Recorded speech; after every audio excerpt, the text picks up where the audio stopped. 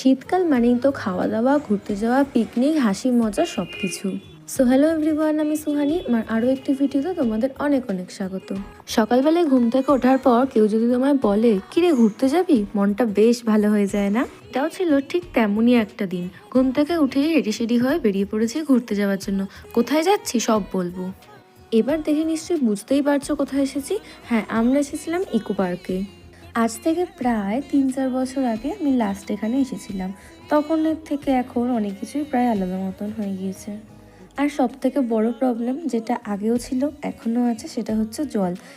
2-3 জায়গায় আমরা এখানে পয়সা ফেলেছিলাম, কিন্তু সেরকমভাবে আমরা জল পাইনি। যাই হোক, তারপর গিয়েছিলাম আমরা বুদ্ধাস টেম্পলে। সেখানে মন্দিরটা তো অনেক লম্বা, পুরোটা ফোনে একসাথে ক্যাপচার করা একদমই পসিবল না। আর আমরা যেহেতু শীতের একদম প্রথমের দিকেই গিয়েছিলাম, তাই খুব একটা ভিড় ছিল না। তো কেমন লাগলো ভিডিওটা অবশ্যই কমেন্ট করে জানিও। দেখা হবে আবার নেক্সট ভিডিওতে। ততক্ষণের জন্য টাটা।